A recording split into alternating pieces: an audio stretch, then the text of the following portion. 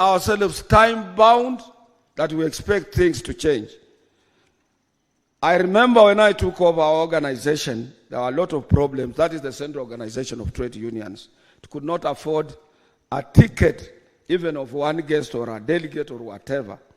But I can assure you, President, that our organization is one of the powerful organizations on the continent of Africa. And as you see us here, for my brothers and my sisters, we have hosted them as Central Organization of Trade Unions. And this is it shows maturity and more committed leadership to an organization that is able to host brothers and sisters in magnitude numbers as those that you can witness here. This is what also some of our colleagues stand for, like Nigerian Labour Congress, Ghana TUs, and so many other trade unions on the continent do. It's not only Cotu, but we also emulate our brothers from elsewhere, including Senegal, where Brother Mudi Giro comes from. Your Excellency, you extended us this honor by appointing me recently as a member of the Health Insurance Authority to be part of the teams that is spearheading social health reforms in our country. And your government is putting in place some mechanism to make sure that we have a working workers and Kenyans health insurance for all. Let me tell you something, Your Excellency. You might think that is small. We do appreciate. It has been to my dream.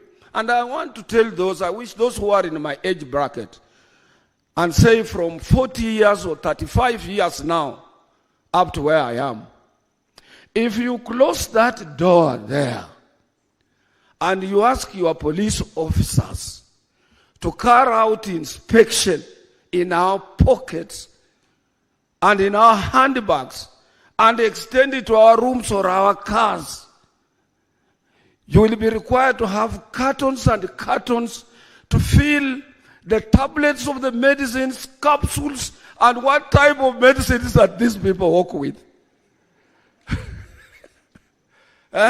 We live on tablets, we live on medicines, and we need to have a working health insurance authority. And that is why I support that. I will be there. If anything goes wrong, Your Excellency, I will raise an alarm, because that is the area of our concern. And even those who are below 35, Your Excellency, for your information, they also require blue tablets. And they need to be, after they get problems with the blue tablets, they require sound Health Medical Insurance Authority. Brothers and sisters, Cotu, Kenya is honored to host the 5th Congress of the International Trade Union Confederation, Africa, under the theme, Amuka Africa. I want to thank ITC. Amuka Africa. Amuka Africa. To have translated that awake into our national official language of Kiswahili, that let Africa wake up. And that has been your policy, Mr. President. Wherever you have gone, you have highly talked about Amuka Africa, on global financing, on global unity, on global participation in international fora, and in everything that you thought Africa should take a center stage. You have always talked without fear of contradiction, and we support you for that. However, as I have always said, Africa is awake, and as workers, we must always unite, for we have nothing to lose but our chains. In the pursuit of a brighter future for our workers, we must acknowledge the pressing need to build skills across the African continent, because our workforce deserves the opportunity to thrive in an era of rapid change. We can do so if you are working closely with governments. I want to thank governments, not only our government here.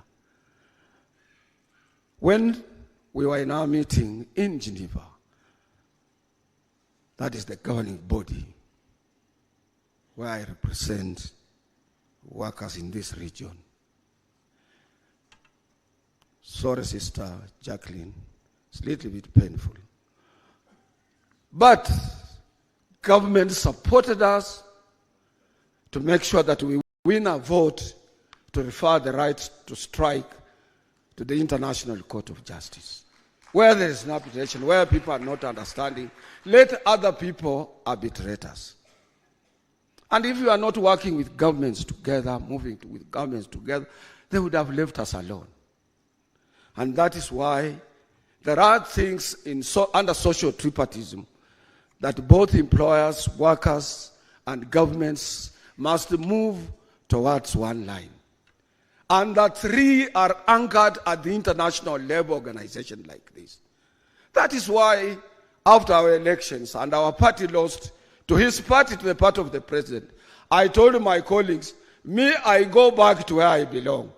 Because where I belong is in social tripartism, social dialogue, and an area of collective bargaining. I want to thank our employers. They have talked a lot about cost of living. But I want also, it's unfortunate that when I asked my handlers whether Jacqueline would be coming, there was no that confirmation and so on. Jacqueline would have been able to tell us because he has been talking about cost of living and so on, which is very good. The employers have someone that they can pass to the expenses of doing businesses. This somebody is a consumer who is a worker. Workers, we have nobody that we can pass to. And that is why we need to come together with the employers as they talk about the cost of living at their own initiative. First of all, say, this is the percentage we are declaring to our suffering workers in this era of high cost of living. We will appreciate, we will thank them, and we will love them. Now, as the world is gearing up towards the COP28 that will be taking place in Dubai, I call upon all of us not to forget the clarion call for just transition that ensures that as we move towards a sustainable future, the rights and well-being of workers are safeguarded. But I have also told my colleagues that just transition does not only mean our areas of comfort being safeguarded by this clarion call. It also means that we are transiting from the current situation of agitation to next level. We cannot continue remain in the agitation which has been our background for years.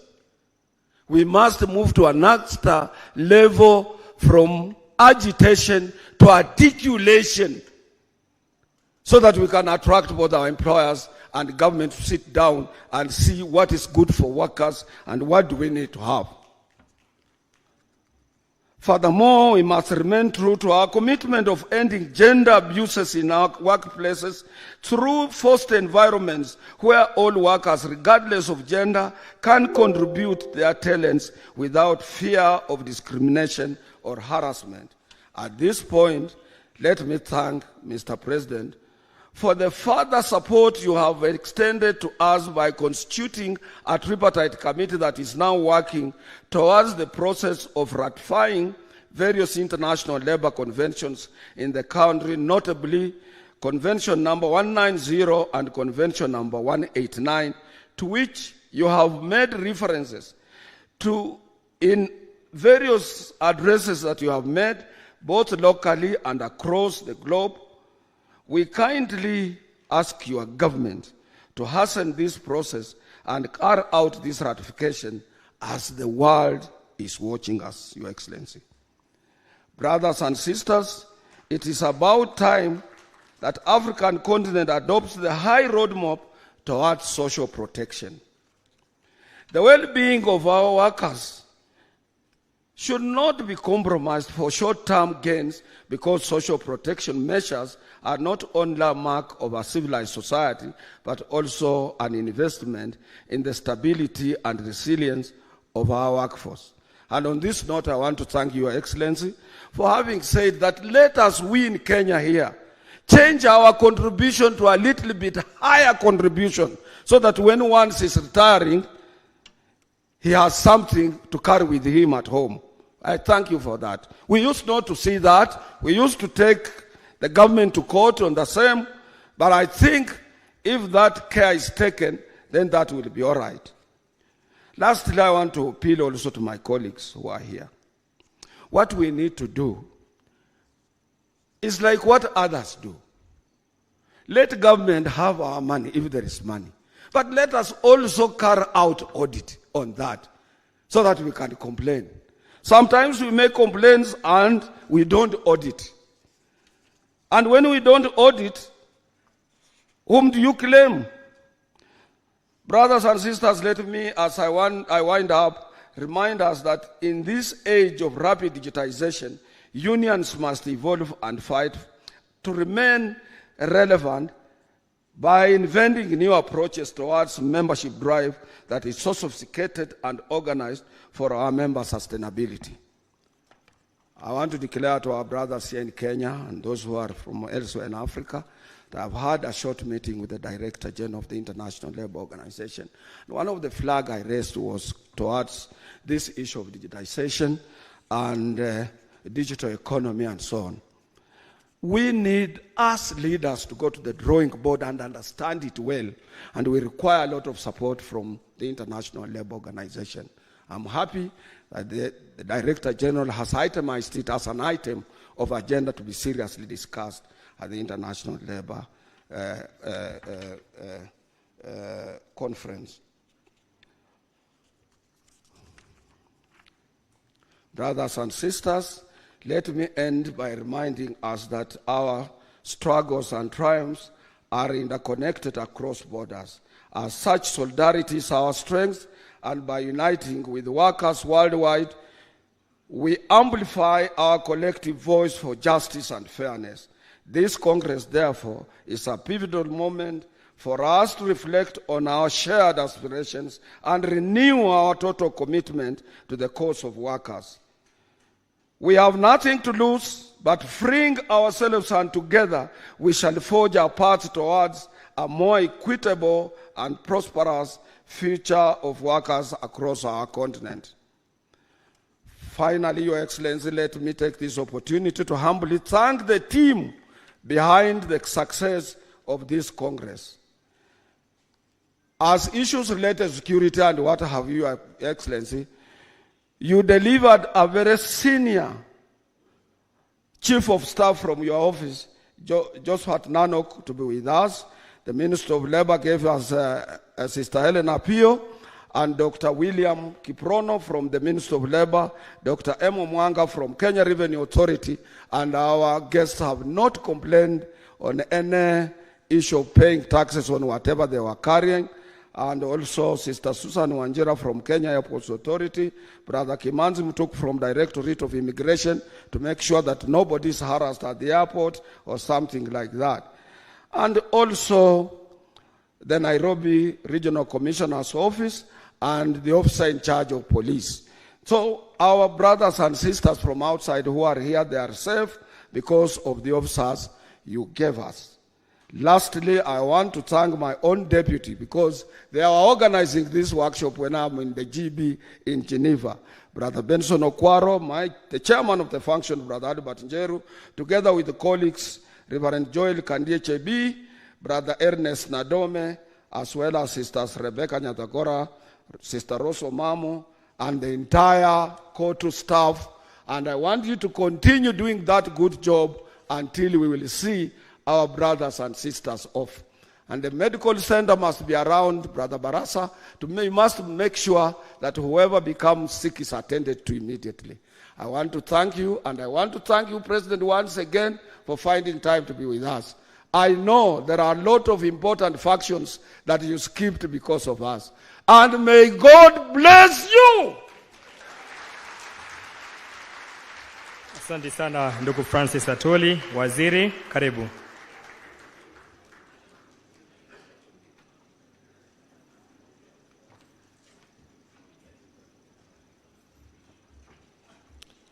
Your Excellency, Dr. William Ruto, the President of the Republic of Kenya and Commander-in-Chief